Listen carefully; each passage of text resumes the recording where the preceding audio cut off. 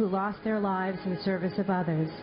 Your families love and miss you. Today, we honor your memory and your life and the lives of all who lost that day. Observances continue at Ground Zero in New York City on this 15th anniversary of 9/11, as family members read the names of the almost 3,000 people who were killed in 4 separate attacks. Joining me now to discuss the new focus on national security in the presidential campaign, former Speaker Newt Gingrich, one of Trump's top advisors, and Clinton advocate, Congressman Xavier Becerra. Gentlemen, welcome back to Fox News Sunday. Thank you. Before we get to national security, I want to ask you both about remarks that Clinton made at a fundraiser in New York City on Friday night. Here she is. To just be grossly generalistic, you can put half of Trump supporters into what I call the basket of deplorables. Right? The racist, sexist, homophobic, xenophobic, Islamophobic, you name it. Congressman Becerra, she says that half of Trump's supporters are, quote, not America. Your reaction? Well, she's talking, let me just say, yeah. She's talking about millions of people. Yeah. She said she was generalizing, but since then she has also said she regrets that comment about half. There are some, I don't think anyone denies that there are people there who are deplorable, the white supremacists, the David Dukes of the world who are supporting Donald Trump. And the great thing, I think, is that it's clear that there's at least one adult in this race who's willing to say, I regret a remark I made. But the more important thing here, bottom line is, we've never had a president, Chris, who would be taking office governing from a position of hate and anger. And I don't think any of us, I as a son of immigrants, watching someone attack immigrants or watching women who are watching a candidate who has said deplorable things about women, I don't think what we want is someone who will get into office based on advocating, campaigning, and then governing based on anger and hate. Speaker Gingrich, as the congressman mentioned, Hillary Clinton released a statement yesterday trying to clean this up. She says this: last night I was, quote, grossly generalistic, and that's never a good idea. I regret saying half. That was wrong. Does that make it any better? No, look, Hillary's beginning to fall apart. I mean, she comes out of a terrible national security debate where she lost so badly that the left had to attack Matt Lauer because they couldn't accept Hillary did that badly. She then says ISIS is praying for Trump to win. She then turns with this grotesque statement, which any reasonable person, I mean, Romney got hammered for talking about 47% who are dependent on government. She just made a statement in which she lumped together millions of Americans. She can go back and try to clean it up. That was, I think, a deliberate statement on her part. She wants to pick a fight. Well, fine. Let's get Sheriff Clark, who's an African-American sheriff in Milwaukee, who's for Trump. He can debate her on racism. Let's get Ben Carson, who's an African-American candidate. He can debate her on racism. The left has for years used vicious language to block serious discussion of their policy failures in the inner city. This is more of the same. Congressman Becerra, just looking at the record, she has made this comment, not necessarily said half, but talked about Trump supporters being this basket of deplorables. It's a line she's used repeatedly. David Duke, he's deplorable. The white supremacists who go out and say that they are supporting Donald Trump, they're deplorable.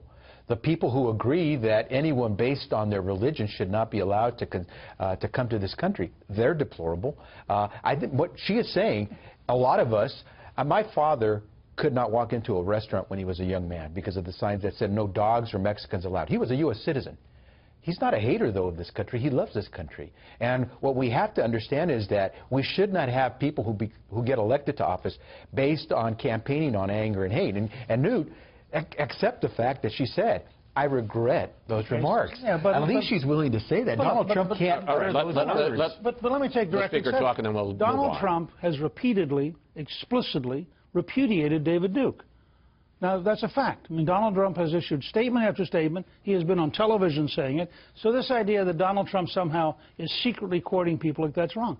Trump goes to a black church in Detroit to talk about the failure of Democratic Party policies in the inner city. Now, let's have a debate about the failure of the Democratic Party in the inner city, which, of course, leads then to yelling racist because if they can't smear Trump, they're going to lose a lot of votes.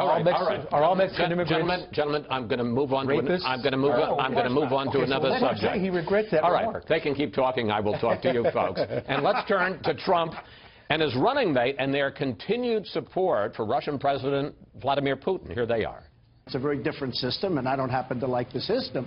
But certainly in that system, he's been a leader far more than our president has been a leader. I think it's inarguable that Vladimir Putin has been a stronger leader in his country than Barack Obama has been in this country. Mr. Speaker, we're talking about someone who runs in Putin a repressive regime, who kills his opponents, who invades other countries, and he's more of a leader than... He said more effective. No, he said more of a leader. In achieving his goals. But let's go back to George W. Bush, who looked into Putin's eyes. He said he's been a leader far more than our president has been a leader. And Mike Pence said Vladimir Putin has been a stronger leader in his country. I think he certainly has been a very strong leader. But let's go all the way back to George W. Bush, who said he looked into Putin's eyes and saw his soul. Let's go back to Hillary, who actually got a button out of a hot tub, painted the wrong word on it for reset. She actually painted overcharge because her interpreter was wrong. That was her opening. Let's go to this week, where Secretary Kerry is sitting down trying to work out a deal in Syria with the Russians. Let's go to Iran, where this administration... But you can't be comfortable with this continued praise of Vladimir Putin. I'm not comfortable or uncomfortable with it. I think that Putin is a fact. I don't think our effort to say bad things, it's been pathetic. There was a red line on Syria, it didn't work. There's a red line on Crimea, it didn't work. I mean, at what point do we recognize that this guy exists and calling him names may not be the best strategy we have?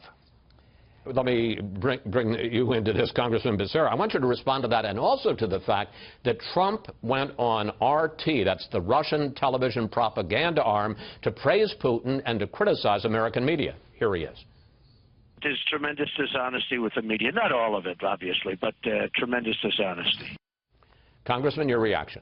How can you not feel uncomfortable with a candidate for president praising Putin at the same time that he admonishes our generals, he criticizes our own troops, and he shames the families of American soldiers? He's running for president of the United States, not president of Russia, and to me, it's not just deplorable. It's, again, a sign of how he campaigns and why so much of what he does is deplorable. He seems to be kowtowing more to Putin than he does trying to get Americans to want to support him. Wait, let me reframe this for a second. Donald Trump went on Larry King. Now, I don't think Larry King is an arm of Russian propaganda. Well, all of us at this table understand he appears on RT. Yeah, but I'm just saying, he went on the Larry King show. Larry King has been an icon of American talk for 60 years. And I think if Larry King called up, you'd suddenly go, oh, my God, this would help the Russians. You'd go, Larry, you're an old friend. Of course I'll do your show. You don't think that the Russians allow that network to televise and publicize anything people want, do you?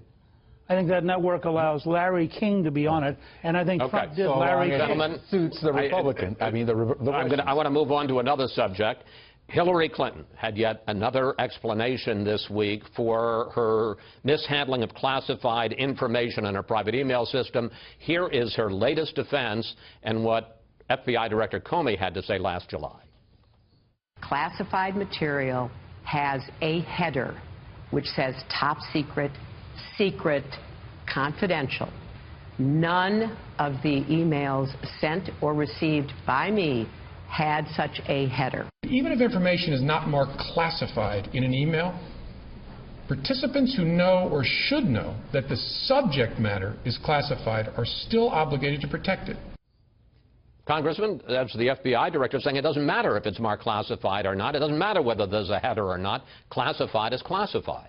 So you want to be careful with it. And I believe the Secretary has said numerous times that she regrets that she used a private server. And why was she talking about the header? Because people were trying to make the case that she should be prosecuted for having used the private server. Well, we already know she's not going to be prosecuted, so she was defending her actions by saying there wasn't a header. And the reason she's not going to be prosecuted, Chris, is because the FBI found that she didn't intentionally disclose any classified information. Would you agree that the header, and we just talked about this with Secretary Johnson, doesn't matter? I too have review classified information. Classified information typically has a very bold and obvious header that says classified or top secret. And what she is saying is that the documents that she may have passed along through her emails did not contain those bold printed words. And the Congressman, Director Comey agrees that there was not information that boldly, clearly identified. He did not say that. He said that she did not have criminal intent. He didn't in any way say this. I want to bring this up to you because this is the classified non-disclosure agreement that Secretary Clinton signed just as she became Secretary of State in January of 2009. And here's what it says. Classified information is marked or unmarked classified information, including oral communication. I understand and accept that by being granted access to classified information, special confidence and trust shall be placed in me by the United States government. Congressman Becerra, it's clear the marking, the header doesn't matter. It's the content that matters. If it's classified, it would have that marking on it. And I don't believe there's any evidence that shows that Secretary Clinton intended to disclose any classified information. But as she has said, she understands it was a mistake to use a private server. She does not, and as Colin Powell has also said, there are ways you use your emails that could become problematic, and that's why you... All right, I'm sorry, Speaker, I'm going to bring you in for one last subject, and that is because Trump's comments this week about U.S. generals and Clinton's response. Here it is. Under the leadership of Barack Obama and Hillary Clinton, the generals have been reduced to rubble. They have been reduced to a point where it's embarrassing for our country.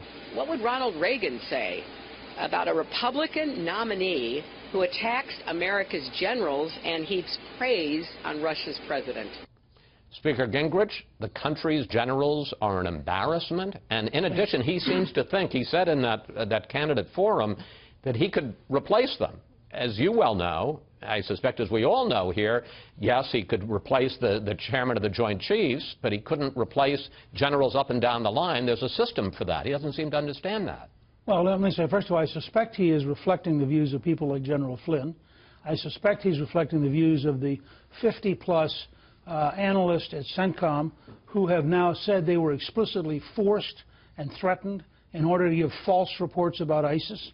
I think that there is a very severe problem in the degree to which the Obama administration has politicized the system inside the Defense Department. And you saw that with the recent memo for the Secretary of Defense on how to handle Speaker Ryan, which was an extraordinarily manipulative document. So I think there is a reflection among many retired generals and admirals that the Obama administration's influence has been negative and destructive.